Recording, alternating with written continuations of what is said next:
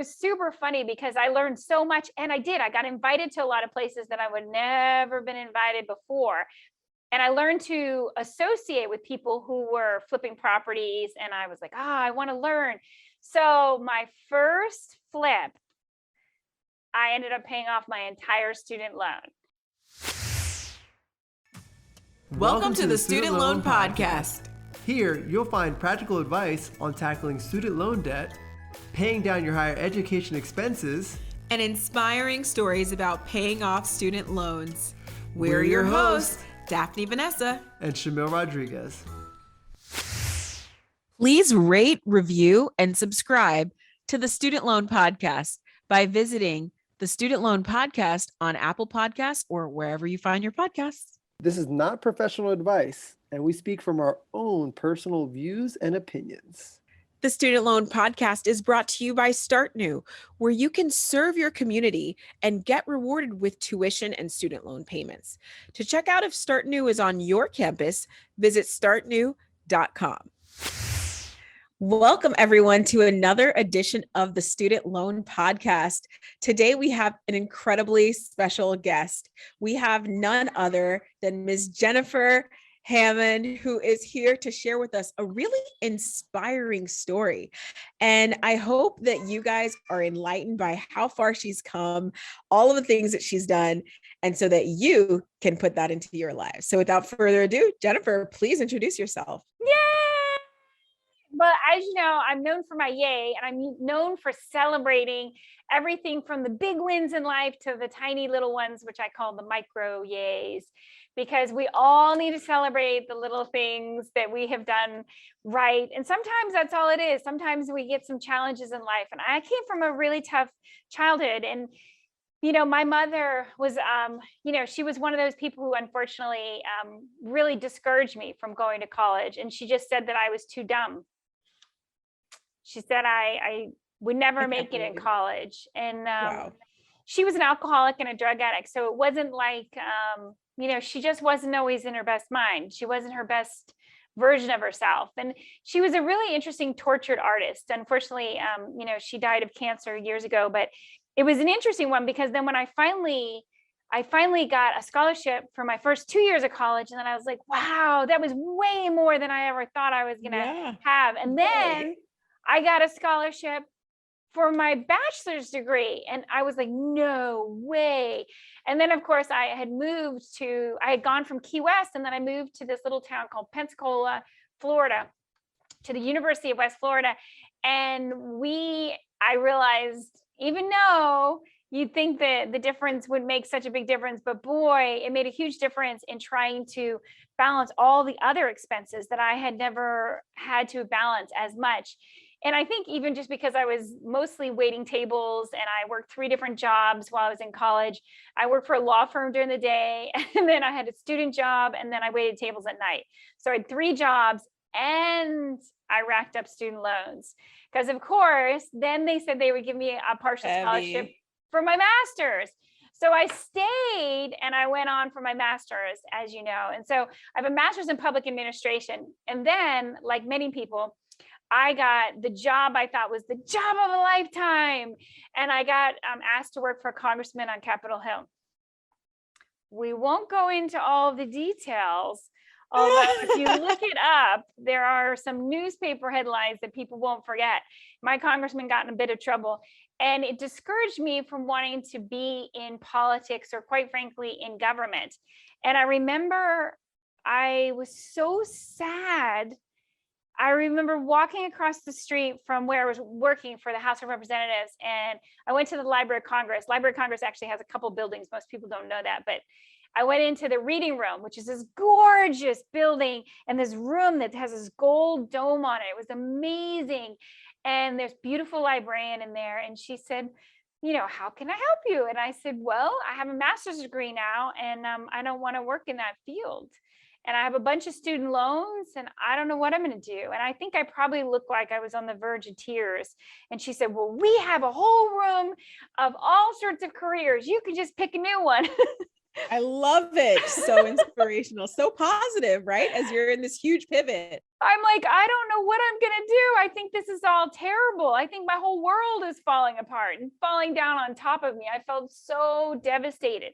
So I sat there and I was going through everything. And I have to admit, now, not everybody likes this part of the story, but I'm going to confess it.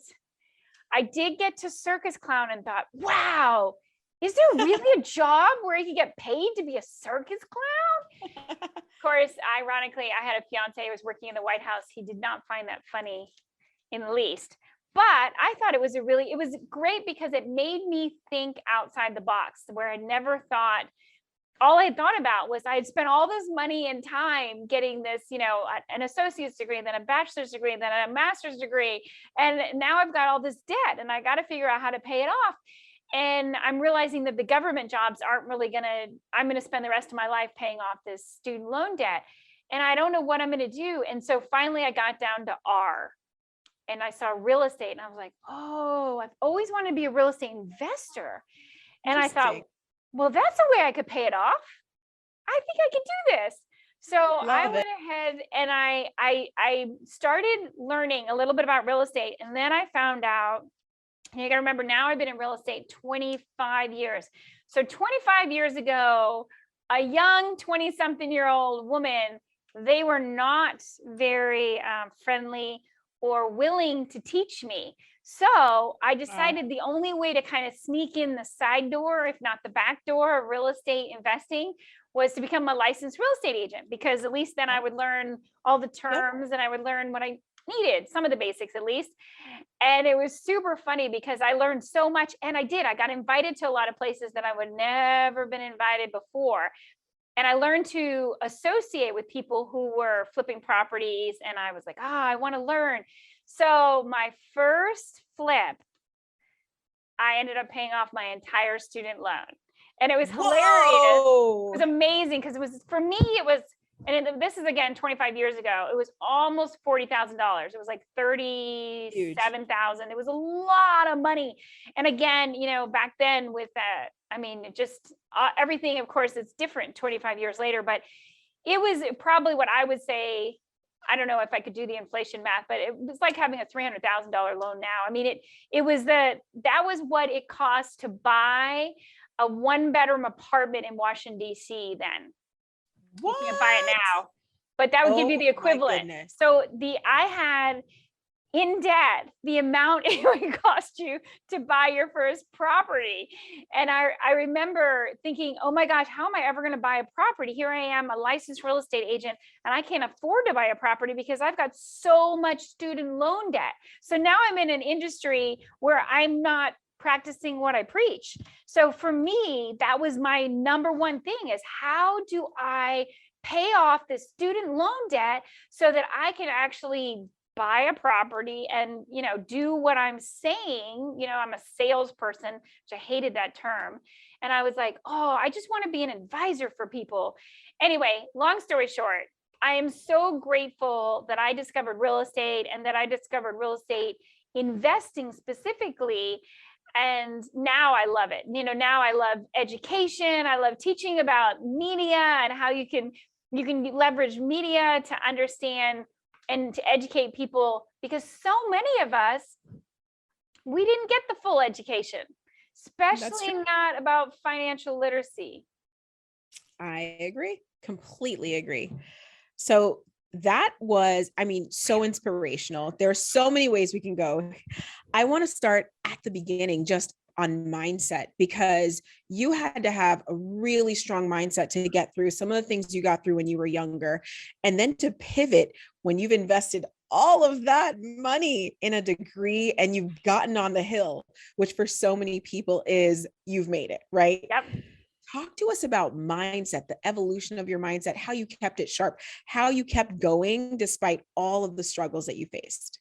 Thank you. I think one of the neatest things when I look back on it now is, like, when I got to Capitol Hill, I remember thinking, oh my gosh, I'm a little island girl. I grew up in Key West. I don't know what I'm doing in this big city. Like, this was just like, it was a dream come true, but it was also so surreal. And then when I started seeing things around me that were being done that were unethical and wrong, there's something I think that every one of us, even like when I was a child, and you're like, wait a minute, your mom shouldn't say those things to you, that you're too stupid and that you're not smart enough to go to college. I wasn't even smart enough in her eyes. I wasn't smart enough to finish high school. And it was so interesting because I realized, well, you have to go inside yourself and realize that you are good enough, that you are enough, which again is something that we all struggle with no matter where we are in life, is that Absolutely. am I enough? Am I doing this right? What could I have done better? And I think that the more that you ground yourself in what you know for sure is right. Like I knew for sure my mom, it was not right the way she was treating me. And so one of the biggest things was just the bravery of trying to stand up to her. And as a child, I don't think I did so well. There was 3 of us, and my older brother, I think, was the best at standing up to my mother. I was much better at running away. And I think when I got to Capitol Hill, one of the things is when I started to see things that were not being done right, I realized, okay, like that old saying, if you don't stand for something, you're going to fall for everything. And I realized that that's one of those things, is as a mindset, I needed to be able to stand up. And what kind of life was I going to have if I couldn't do that from the beginning? And so that's why I just realized that. And you also, like, and I talk about the micro yays and all the yays, a lot of times people ask me, where's the origin story of the yays? And I'm like, because I used to have silent yays. Like as soon as my mother would leave the house when she was super like being violent or whatever, it's like, yay, she's leaving.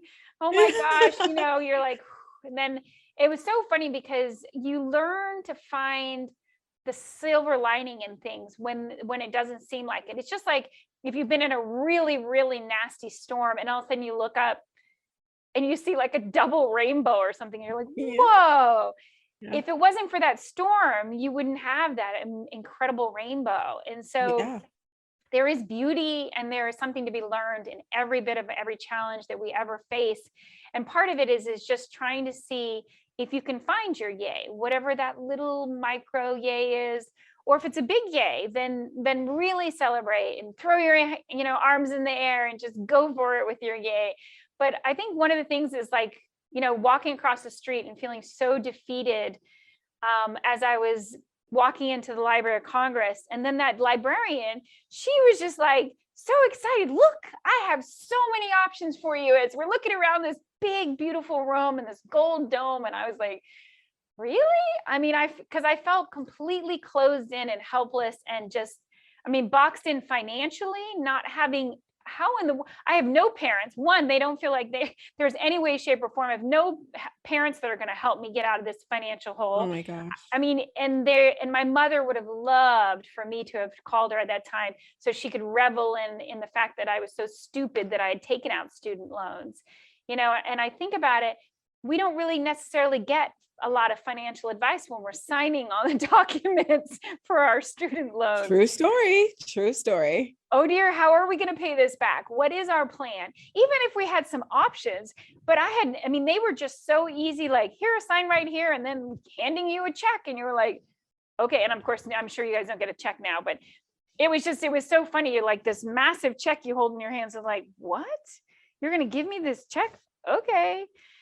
It's such a situation because I think you hit it on the head, right? Financial literacy would have been key, especially because not everybody has the same safety net, right? So I love that you took it into your own hands. You said, all right, I made this slight mistake, and we can't even call it a mistake, right? Because you got the degrees that got you to where you ended up going, right? So maybe if you didn't have that experience on the Hill, you may not have walked into the library, and then you wouldn't have found real estate, which is just, talk to us about real estate, because paying off your student loans like that, I think the only other person that we've had another real estate person, but besides real estate, there's been like a record deal. Like those are the large lump sum payments. And you're telling us that real estate is like a record deal. Tell us more. It is. It's like a record deal. It's the most amazing thing, is really understanding. Again, to me, it's like a puzzle piece. you go, oh, I got a puzzle piece of this, and then this puzzle piece, and then you put them together, and then the profit can be so substantial. It's unreal. I mean, for me, and I think I started to share this story. It's how we ended up finally booking this one. Was my very first investment deal. I went to buy it, and it was a condo in Washington, D.C., in this area called DuPont Circle, which is kind of right in the middle. It's right next to one of the metro stops. And so it was a great location. And what I started to learn was, again, there are puzzle pieces. And like anything else, there's indicators on what to do, whether you're doing a good job or a bad job when you're going into real estate. And one of the things I was looking for, of course, I know it's location, location, location, but even within a location, like you could have a location in Washington, D.C., in a block, and it's a great block because it's close to the metro. Great, check, it's close to the metro. However, then you find out you have two buildings that are right next to each other. One building has terrible management. So the condo fees in there are like 3 times the price. So you're not going to be walking away making a whole bunch of money, because there are hidden pitfalls in there. So you have to really be able to put all the puzzle pieces together, because again, those two buildings that sat right next to each other, they would definitely not give you the same return.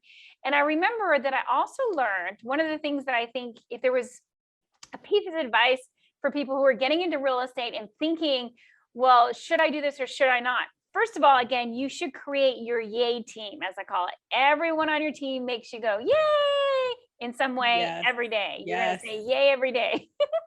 And what I mean by that is your tax person, your the attorney, your real estate agent, all sorts of people that should be on there to give you advice. And guess what?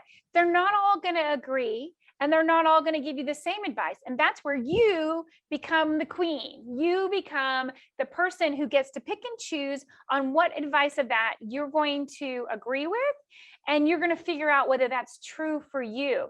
Because I can tell you, if I had taken the advice, the name I shall not say out loud because he's still around, but the one person in my office, in my real estate office, told me buying this first property was a stupid idea and that it would be a money pit and, just on and on. But I decided not to take his advice. I went ahead and I asked someone else, and then I asked someone else, and then I started investigating for myself. And what I found is, then again, you need to find out about that particular building. Are they financially healthy? Do they have, finances that are in reserves? Find out if that one is the right one for you. And so I went in, renovated the place, and then I rented it for, it was exactly a little over 2 years. And there's an amazing tax benefit for people who buy a property. And if you live in it for 2 years, then when you go to sell it, so say for instance, just for easy math, you buy something for 100,000 and then you sell it for 350,000, which I know sounds absurd, but that means you're making a capital gains of $250,000. Well, it's the only thing, at least that I'm aware of, and I'm not a tax accountant, but the only thing in the tax code where you pay no capital gains tax on it. Love at all. At all. You can do that over and now you have to have lived in it as your primary residence. So you can't do it just as an investment property. So this is one of those things that, again, by building my A team, I called it my yay team. I called it A team in the beginning, and then it turned into yay team, because they should make you say yay. So I learned that you could sell property and not have to pay any capital gains tax as long as it's not over 250,000, which, God bless you if you're making over 250,000 with one property, and you might be, but still, as a married couple, it's 500,000. So these are amazing little insights that, again, until I started asking the question. So you asked me in the beginning, so what is it? Number one, you have to find your way of finding your yay every day, whatever that is. And for me, it was looking for the rainbows, for the silver linings. And then number two, it's continuing to ask questions, even when you don't like the answers, but not just accepting one person telling you yes or no. Ask again, and then ask again, and find out fully, because again, everything changes. Absolutely. Oh my goodness. This is a masterclass. This is a session by itself. I think the advice on just living in a property and then selling it within the 2 years for that's a piece of advice that maybe we haven't shared on the podcast yet. So I love how there are lots of different ways, right, that people can look to pay off their student loans that you may not have heard about. So thank you Right. for sharing that information. I Sure. think that your real estate background is super unique in the sense that you've used it both on the investor side and as an agent. Yeah. Talk to us about sort of the nuances and how you went from agent to investor, and where are you today in your success path? Thank you. So when I was telling you about when I first got into Washington, D.C., they were not super welcoming to a young 20-something-year-old woman wanting to come into real estate investing, and nobody would share their knowledge. So I snuck in the side door of real estate by becoming a licensed real estate agent. And what I realized is, again, I was so hungry for knowledge. And I had so many of my friends who were like me. We were making next to no money and we had huge student loans. And I have one really good friend. He worked for a nonprofit, and he's like, Jeniffer, I don't think I'm ever going to be able to buy a home because, I'm living my dream. I'm working for the nonprofit that I've always wanted to, and I'm always going to make barely enough money to even buy my groceries, but I'm going to do what I love. And I said to him, well, what if I could show you how you could buy a house, and I would get someone else to pay your closing costs, someone else to pay your down payment, someone else to pay, all the different things that need to be paid, all the cash out of pocket. And what if I could show you a government program where you don't have to pay any real estate taxes for 5 years? And he just looked at me and he said, I'm listening. And I said, okay, so what we're going to do is we're going to put together, there's a grant for your down payment. And I went together and I put all these programs together in Washington, D.C. And we bought him a house with no money out of his pocket, zero money out of his pocket. Oh my goodness. And he got to continue, of course, working for his, the dream job that he loved. But the greatest part that I loved is a couple years later, he got to have the dream wedding he wanted because he had his money in his real estate property had gone up so much.